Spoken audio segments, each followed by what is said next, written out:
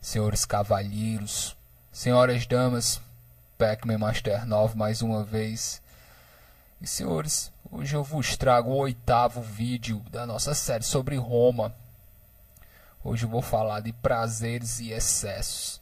E nem de longe eu fiz um vídeo em que eu vou derrubar tantos preconceitos em tão pouco tempo quanto nesse vídeo. Porque a imagem que a gente tem de Roma, principalmente a imagem que chegou através do cristianismo, senhores, quanto mais eu vejo sobre Roma, mais eu vejo que nós estamos muito equivocados em determinados aspectos. Com relação, nós vemos Roma como se fosse o lar da luxúria, dos prazeres desvairados, da loucura, da folia. Senhores, antes de qualquer coisa eu quero dizer, falar um pouco do perigo que nós temos em distorcer concepções antigas, visões antigas com a nossa visão moderna. E nós fazemos isso principalmente por causa da religião. Então nesse vídeo falando sobre prazeres e excessos, e principalmente com relação a Roma antiga, senhores imaginam do quanto nós iremos falar. Mas de primeira, vamos dizer assim, deixando uma pequena introdução, eu quero só falar logo de início que muito do que nós pensamos é bem diferente. A nossa visão é um pouco distorcida com relação a Roma. Nós veremos. Prazeres, senhores, só tem a ver em Roma. Eles têm a ver com cidades. Cidades têm a ver com prazeres. Porque os homens eles só são plenamente eles mesmos quando eles se encontram nas cidades. É na cidade romana que o homem consegue atender a todos os seus prazeres e necessidades de forma plena. Então a cidade ela tem comodidades materiais. Eu posso citar aqui os banhos, as fontes, os prédios. As cidades elas são cidades muradas. Então aí nós vemos uma questão de segurança. Mas falando um pouco dessas estruturas urbanas que existem na Roma antiga, nós temos banhos. Até hoje nós estranhamos, é uma visão moderna em que pessoas vão tomar banho. Primeiro, os banhos são com água aquecida, tá ok? E nós estamos aqui na Europa, então muitas vezes um banho público é o único lugar quente, aquecido. Era realmente assim algo que fazia as pessoas da cidade se orgulharem pelos banhos públicos que eles tinham lá. Era uma espécie de sauna. Era um prédio, e o prédio inteiro você tinha diversas piscinas. Todos poderiam pagar uma pequena quantia e frequentar. E você tinha escravos, mulheres, crianças, homens de todas as idades. Todo mundo por um pequeno espaço de tempo desfrutava. Os banhos públicos eles são lugares como hoje seria o cinema, os restaurantes, as lanchonetes, por exemplo. Lugar onde todo mundo vai, paga uma pequena quantia e passa aquele tempo ali. As pessoas usavam para conversar e tal. Com relação às fontes, em Roma você não tem água encanada. Aliás, existe uma lei que proíbe que os romanos tirem água, puxem água para dentro de casa. Tá ok? Então você tinha as fontes, as pessoas, os escravos, eles iam lá com os baldes e pegavam a água que precisavam para fazer seus afazeres domésticos. Traziam água para dentro de casa. Cidades são muradas, vocês têm os prédios públicos para resolver as questões públicas, foram construídos por alguma família, esperando algo em troca, geralmente relacionado a imposto, tá ok. Senhores, uma questão muito importante aqui com relação ao costume romano é esse conceito banquete. O banquete se chama commissatio. E o banquete, na verdade, ele é como se fosse uma pequena festa. O banquete não é só a ideia que nós temos de banquete atualmente, tá ok? O banquete ele é uma pequena festa. E o banquete ele tem toda uma hierarquia, ele tem todo um conjunto de regras para acontecer. Então, por exemplo, ele tem uma hierarquia na mesa, é o lugar que as pessoas sentam, Outra coisa é que as pessoas banqueteavam geralmente com pessoas relativas, além da família, também com relação à profissão que você seguia. Então, por exemplo, se você fosse comerciante de uma determinada cidade, ou você fosse soldado, ou você fosse marinheiro, as classes, além, fora da família, do círculo da família, do clã, dos clientes, dos servos, as classes elas costumavam banquetear juntas. E mais uma vez obedecendo uma hierarquia estrita, com relação às pessoas que vão sentar na mesa, o lugar em que você senta, tá ok? O banquete geralmente é dividido em duas partes. A primeira parte você come e bebe, e a segunda parte você só bebe, que aliás é a parte mais importante. Nos banquetes, você, como eu disse, como o banquete ele é uma pequena festa, então você tinha músicos, você tinha poetas, você tinha filósofos, você tinha todas essas pessoas que faziam com que o banquete se tornasse mais interessante. Então as pessoas cantavam, elas discutiam filosofia, elas declamavam poesia, como eu digo, como se fosse uma pequena festa, né? É extremamente importante. Eu diria, o banquete é na verdade o acontecimento mais cotidiano, eu diria assim, em Roma. Não é? É como se fosse uma pequena festa particular, e ele é muito comum, e ele tem, como eu já coloquei, algumas regras, conforme ele ocorre. Fora o banquete que ocorre em casa, você tem as tabernas. E nessas tavernas, algumas pessoas, dependem da região, algumas pessoas chamam tabernas, outras pessoas chamam tavernas. Tá ok, senhores, eu vou chamar taberna, mas muda um pouco de pronúncia aí, conforme a região do país. Nas tabernas você tem as confrarias, as colédias. E, senhores, aqui é algo muito importante com relação a Roma, que é o seguinte: em Roma, várias pessoas se reúnem nesses bares, e eles formam essas coisas chamadas confrarias, o collégia. E essas confrarias, elas existem em toda Roma. Elas não chegam a ser pequenos partidos políticos, mas as pessoas se reúnem em confrarias com relação aos mais variados assuntos. Uma confraria ela pode ser desde um pequeno partido político até uma seita religiosa. Mas o que nós sabemos hoje é que existiram milhares em Roma. Os imperadores, na verdade, eles tinham medo dessas confrarias. E é algo completamente comum. Você tem essa reunião de pessoas nas tavernas, tá ok?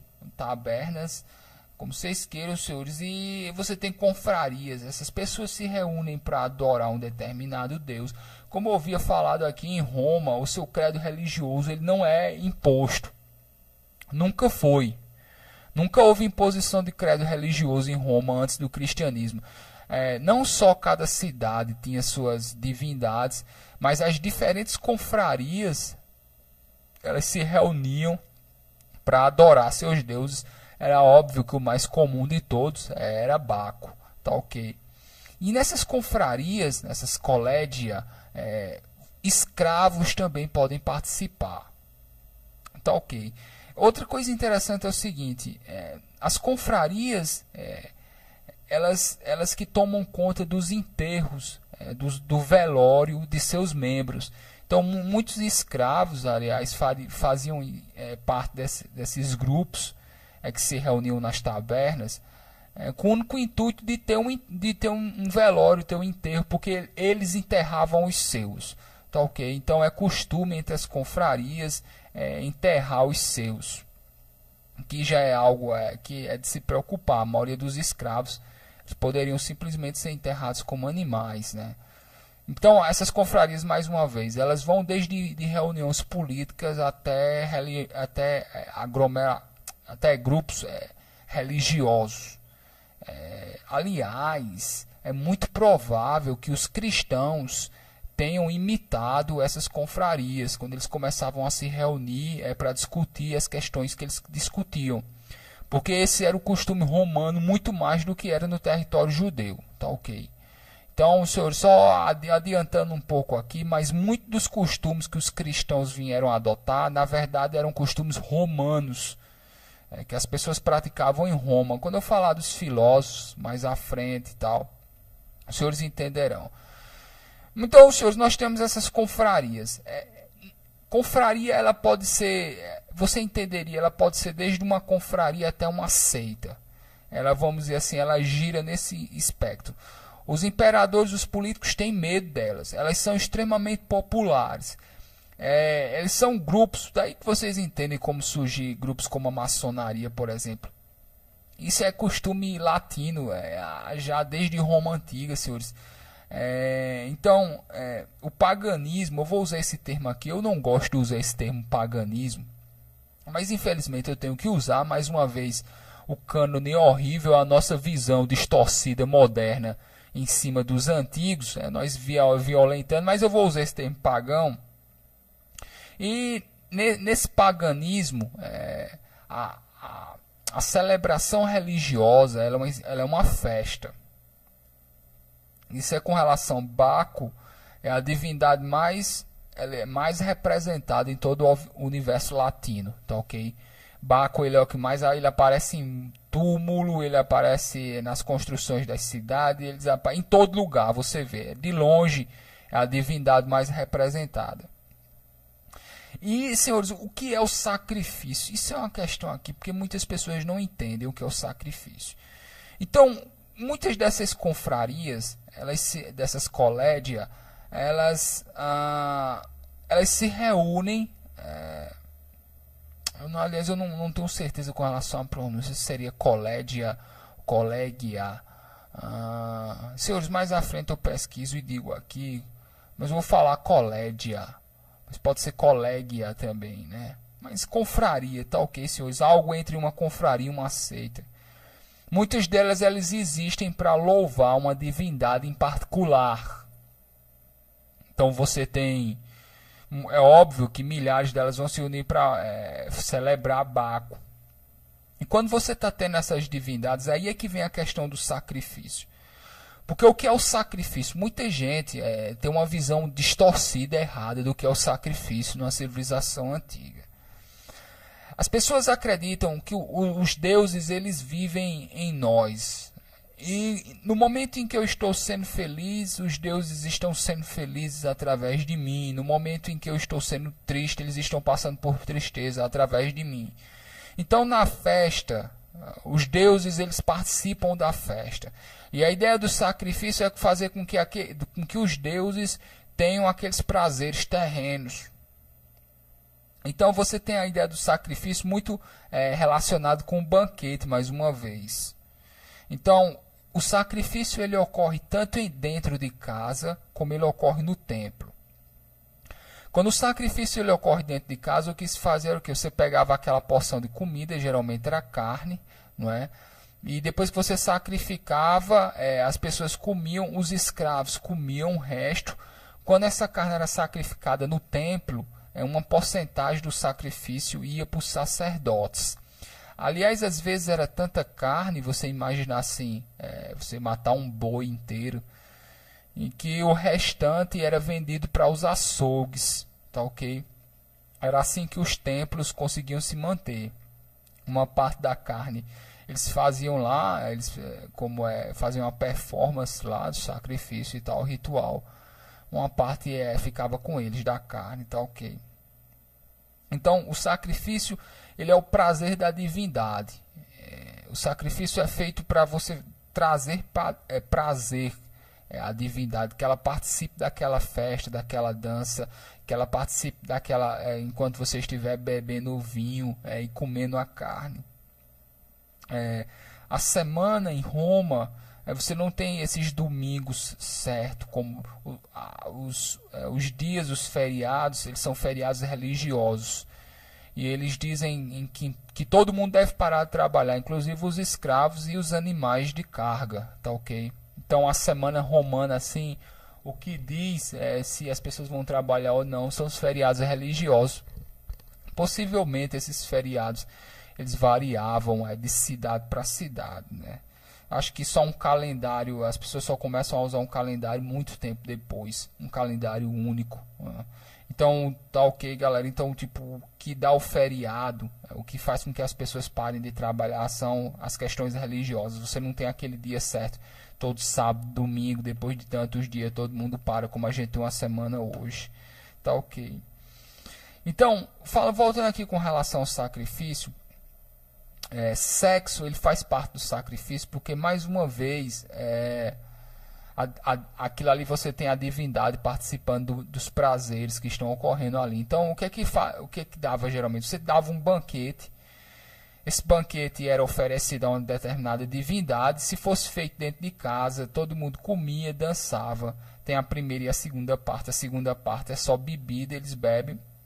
E tipo, para coroar à noite, as pessoas geralmente terminavam fazendo sexo, como se fosse o final da noite, vamos dizer assim. E tudo isso era uma coisa só, era um único evento voltado ao prazer, em que as pessoas estão celebrando ali, as divindades estão celebrando junto com elas, através do corpo delas. Tá ok?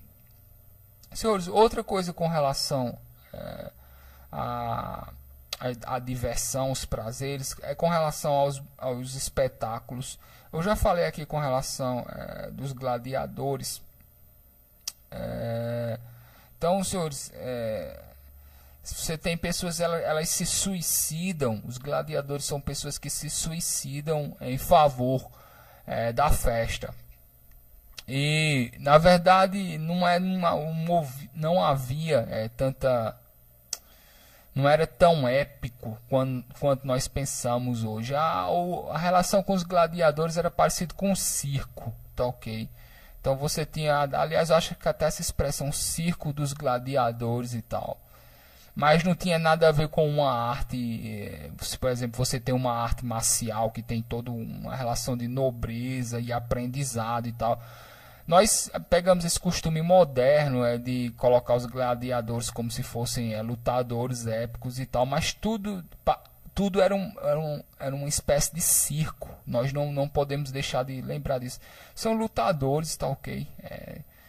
Com mais força do que técnica, em que eles aceitam morrer pelo bem do espetáculo, tá ok? Com relação ao banho, eu falei aqui dos banhos públicos. O banho, senhores, lá em Roma, ele não é um banho para higiene, como nós pensamos. Até tinha esquecido de falar. O romano ele vê o banho como se fosse uma questão de prazer, tá ok? Então, por isso que as pessoas, quando as pessoas elas estavam gastando muito tempo nos banhos públicos, é como se elas estivessem gastando dinheiro com prazer. A visão do romano do banho como higiene não é esse banho que as pessoas vão gastar o tempo lá nos banhos públicos, tá ok? Como eu digo, é uma questão de aconchego e tal, mas como se fosse uma sauna para você relaxar e tal. Deixa eu ver se que eu tenho mais aqui. Sim, com relação ao sexo. Engraçado que existiam. As pessoas têm uma visão com relação ao sexo em Roma. Mas existiam, vamos dizer assim, ditames de como o sexo deveria ocorrer. E, por exemplo, em Roma eles dizem que o sexo deveria sempre ser depois do anoitecer, devia ser no escuro. E o que nós vemos é que as mulheres elas permaneciam com algumas partes da roupa, com o que hoje seria o sutiã e tal, mesmo as prostitutas. Ao que parece, o sexo, os romanos eles não viam. Hoje nós temos uma visão de sexo, por exemplo, em que duas pessoas participam igualitariamente, vamos dizer assim, do ato. No romano, a noção de quem é o senhor e de quem é o servo, ele permanece no ato sexual, tá ok? Então, por exemplo, eu estava pensando com relação ao sexo com escravos. Na verdade, o que você tem é mais uma masturbação em que você usa o corpo do outro para se masturbar. Mas não é essa noção de sexo que nós temos hoje, de vamos dizer que você tem as duas partes igual. Não, você mesmo no sexo você tem senhor e servo, ou senhora e servo, ou senhora e servo, o que seja, vocês entenderam, tá ok? E por isso você tem sexo com escravos e sexo com meninos.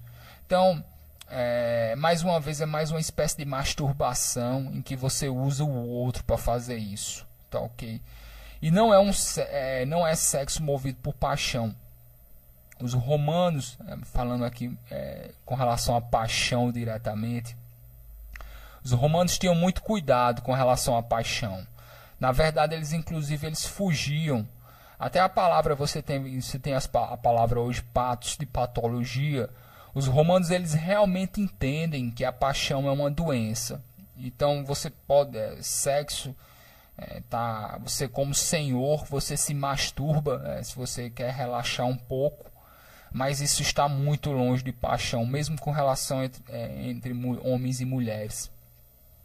Mas existia, senhores, você tem aí muita poesia falando de paixão entre homens e mulheres, homens e homens e tal, mulheres e mulheres e tal.